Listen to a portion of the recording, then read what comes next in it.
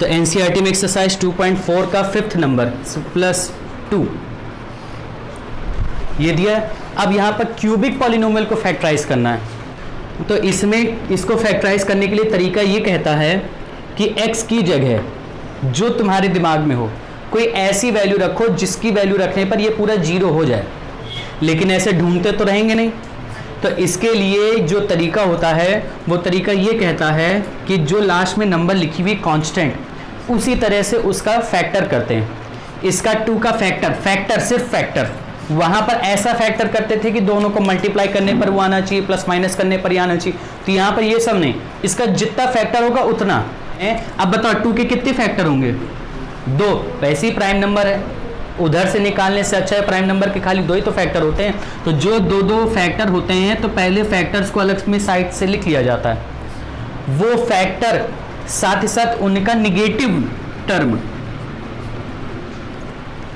जितने बनती है नंबरें, उन नंबर्स में किसी भी नंबर के लिए ये तब पॉलिनोमियल 0 बैठता है। तो पहले 1 से चेक किया तो 0 हो रहा है। तो यहां पर हमने ये देखा कि x = 1 पुट करने पर ये पॉलिनोमियल क्या हो जा रहा है?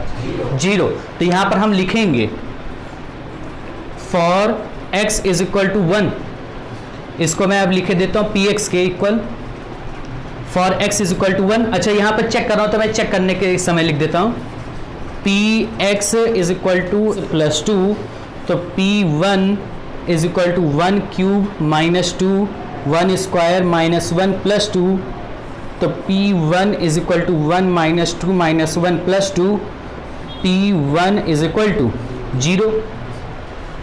तो x = 1 के लिए जो px है वो किसके इक्वल हो रहा है? 0 के इक्वल। तो यहाँ पे लिखा जा सकता है फॉर x = 1 px जो कि p1 है किसके इक्वल हो रहा है? 0 के। तो इसका मतलब क्या है? Hence x - 1 is the factor of px। यही प्रोसेस होगी। अब इसकी उल्टी पढ़ रहे हैं। अभी तक हम क्या करते थे कि gx दिया रहता था, gx को पता लगाते थे कि वो उस px का फैक्टर है कि नहीं है।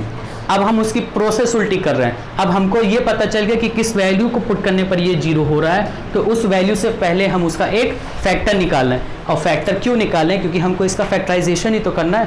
फैक्टराइजेशन का मतलब हमको उसके फैक्टर ही तो निकालने हैं। तो जब फैक्टर निकालने तो इसका मतलब कि जो वैल्यू पुट करने पर ये 0 हुआ, इसका मतलब कि वो फैक्टर ही तो रहा होगा पहले। तो जब x - 1 px का फैक्टर रहा होगा, इसका मतलब कि x - 1 से px पूरी तरह से क्या होगा? डिविजिबल होगा, डिवाइड होगा। तो उसको जब डिवाइड होगा तो डिवाइड ना करें। अब डिवाइड क्यों कर रहे हैं? क्योंकि हमको और तोड़ना है ना इसको। तो अब इससे इसको डिवाइड करें तो फिर वही एक्चुअल डिवीजन की जरूरत पड़ी 2। अब इसको डिवाइड करें, x है, x क्यूब बनाना है तो x स्क्वायर से, तो x square minus x cube minus x square, ये माइनस ये प्लस, ये कट जाएगा, ये कितना बचेगा? -x square -x plus 2। x को -x स्क्वायर बनाना है यानी -x से, तो -x स्क्वायर प्लस x, ये प्लस ये माइनस, ये कट जाएगा, ये -2x प्लस 2, यहाँ पर -2 से मल्टीप्लाई तो -2, तो ये -2x प्लस 2, ये प्लस ये माइनस, ये cut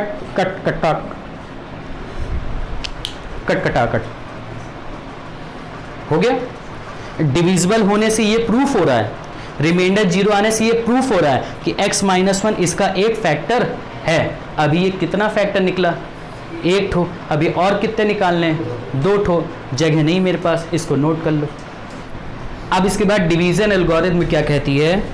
dividend = divisor multiply quotient plus remainder. तो उसी वो डिवीजन एल्गोरिथम से ये जो डिवाइडेंड है या डिविडेंड है x cube -2x square -x plus 2, इसको किसके इक्वल लिखा जा सकता है?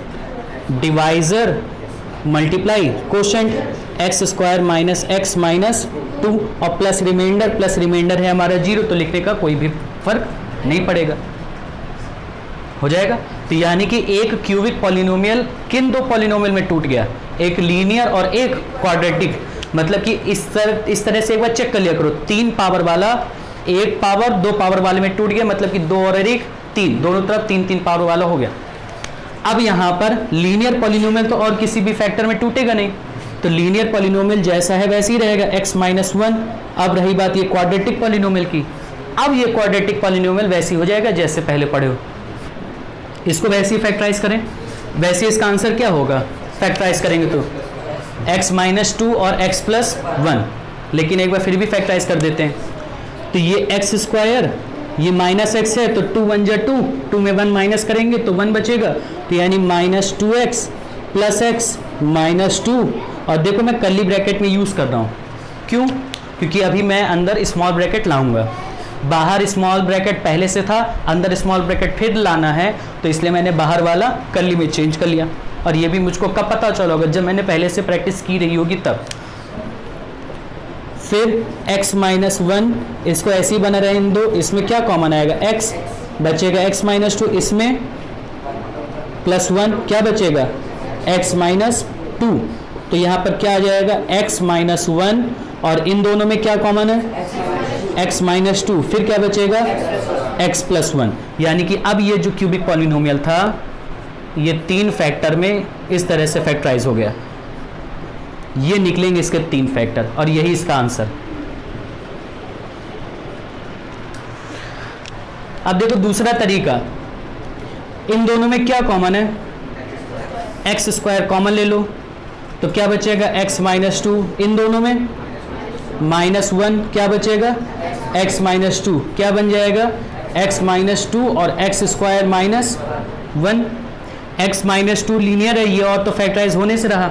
ये x स्क्वायर माइनस 1, इसको किस फॉर्म में तोड़ सकते हैं, तोड़ तो सकते हैं, सही लीनियर फॉर्म में तोड़ सकते हैं, लेकिन ये किस आइडेंटिटी को रिप्रेजेंट कर रहा है, हाँ आइडेंटिटी मतलब a square minus B square की a प्लस होल बी का होल ऑफ स्क्वायर वगैरह, तो a square minus B square, तो क्या बन जाएगा एक बार, a plus B, a minus, ये भी इसका आंसर, ये भी इसका सोल्यूशन है। लेकिन ये हर एक में काम नहीं करेगा, और ये कुछ एक आध में ही काम करेगा, सब में काम नहीं करेगा। ये अभी स्टार्टिंग है ना, तो इस वजह से हल्का फुल्का क्वेश्चन दिया है इसमें।